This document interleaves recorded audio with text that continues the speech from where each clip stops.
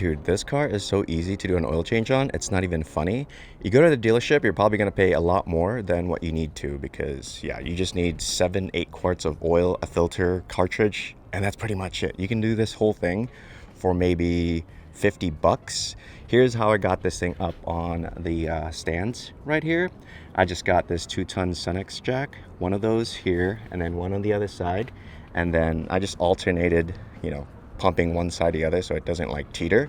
If you have two people, even easier. And then once I got it up on there, I slid these right here. These are race ramps. I think these can take roughly about 1,500 pounds per side, high density foam. Super useful if you need to get your car up on, a lift size, like crawl space. You know what I'm saying? I mean, it's not like really high, but this is plenty of space to go under there, put my Home Depot bucket, drain the oil, and we should be good, nice and safe. I actually have the Integra on these same platforms inside the garage right now, and dude, they are super safe. So yeah, I just leave the jacks on there just in case, but it's not necessary. These things are really strong, and they come in like a ramp form as well, but they just don't go as high as this, and I just prefer this. It's easy. I just get my jack stands, my jacks, lift it, put these under, and I can crawl under here. What we need to do under here is actually pretty minimal. You remove this little cover right here, and that's where the oil filter cartridge is. Let me see if I can get this little clip out, right? Twist this out, and then in there, I'm not sure if you can see it, it's deep in there. I'll show you guys later. There's a cover, and it's just a cartridge, and then you go to the back, drain the oil, and you're good. You just got to remove these under panels. So let's go. Here's the filter. It's just a cartridge, and it comes with the gasket and then also the pressure washer. So kind of nice of Genesis to kind of package this together. They don't take a regular oil filter, but I think that's the better way to do it. Now we're gonna have to remove all these guys, this, all these right here, so we have space to work on the filter or the drain. 1, 2. I bet you no one's gonna cry about my tool choice because it's a Milwaukee, but when I bring out my DeWalt, which I've had for like, I don't know, 10 years and never fails, everyone and their mom cries about it. Look, if it's still good and nothing's broken, what's the purpose of replacing the tool? You know what I mean? If it breaks one of these days, I will replace it, but I'm not a tool snob. I'm not the type of guy that'll talk down on someone because they have a lesser quality tool. But people do love to say that. Oh, you should have gone to Milwaukee because it's so much cooler. I have Milwaukees all over the place. Anyways, here is the transmission. This is a whole transmission area right here. Sorry, this is the engine, but here's a whole transmission area. Transmission's got like its own drain thing, but here is the oil drain plug for the engine. So make sure that you know which one you're removing because, yeah, this is transmission. This is engine oil. So we're gonna undo this boy right here. I think it's a 17. So, where's my 17? This boy. And then we're just gonna drain it straight into my Home Depot bucket. Hi-ya! Oh, these Greddy mats, super useful if you're crawling under your car a lot. You don't want to get dirty. Here's why I love this stand. It's tall enough so I can get my Home Depot bucket right on there. I'll try my best not to F this up, but I probably will. I usually do. Whatever. We'll try our best. Oh, nope. Didn't miss it. Yo, that is black. Wow, so dirty. So just let this drain. I mean, I've driven the car around today, so it's plenty warm. I would say don't do an oil change when the oil is cold because it's thicker and it doesn't flow as well. So drive the car around and then come back, put it up on jack stands, jacks or whatever, and then drain it. Probably helps to remove the oil cap up there, but Not necessary. As you can see, I didn't remove the oil cap and it's still going, but definitely makes a big difference if you do remove it because it's way faster. Get yourself a 27mm socket, and then I'm not sure if you guys can see the filter cap right there, but I'm just gonna remove it real quick. It's not really like the easiest thing to see, but I'll try my best. Get yourself a bag and then put the filter cap inside of the bag. Okay. This is just another trick to prevent oil from going everywhere. It's probably gonna still go all over the place, whatever, but we'll try to minimize spillage. I think it's done doing its thing. I'm gonna quickly remove it and shove this freaking rag right on there, okay? So that's oil. Let me show you how the cap looks. The cap looks like this. See this? So the filter goes inside the cap, and then you install the whole shindig together. So yeah, it's kind of nice.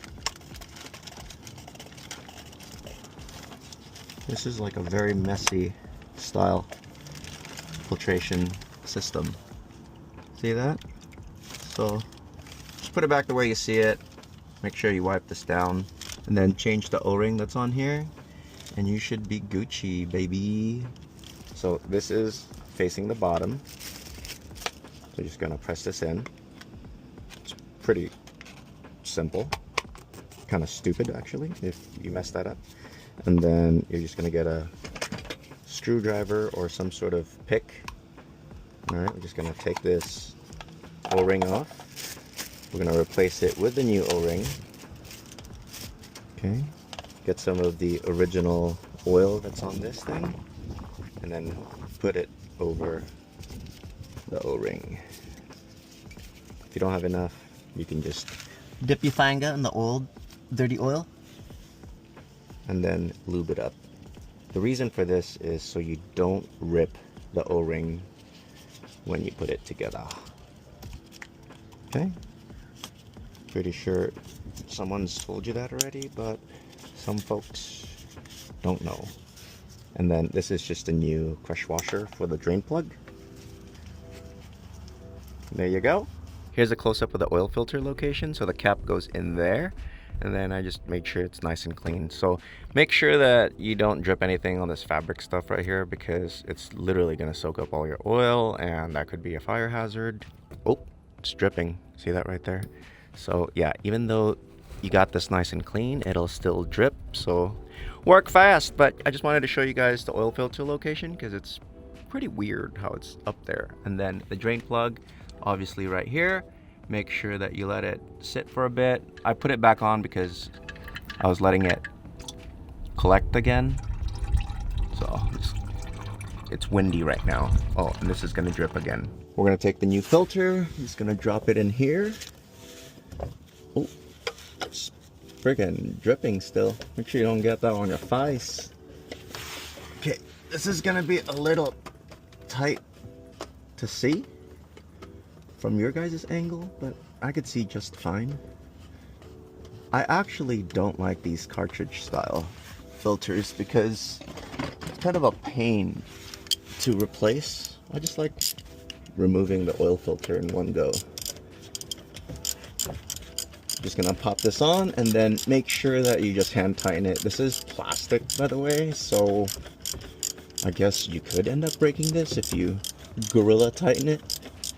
Just make sure it's tight and then just give it a quarter. So it's tight right now. That's it. Here's our drain plug, new gasket. I usually put the smooth side up like that and then the rough side down. And then we're just gonna drop this back in to the oil pan. As you can see right here.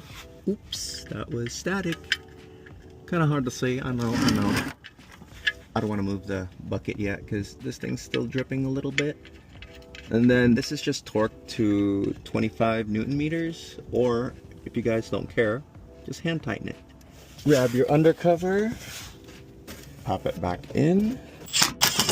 As far as oil, I'm going to be using my usual Torco SR5R.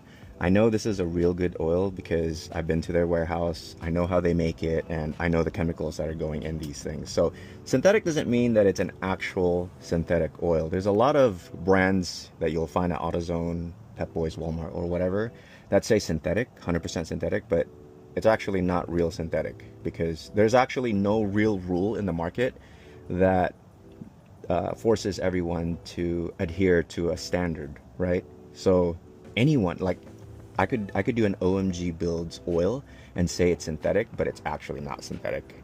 But no one would ever stop me in the industry, right? So these guys, Torco, the SR5R, I like this because it's a real synthetic. So I'm pretty sure they use group 4 chemicals in here, and I don't want to go through like all the, see, group 4.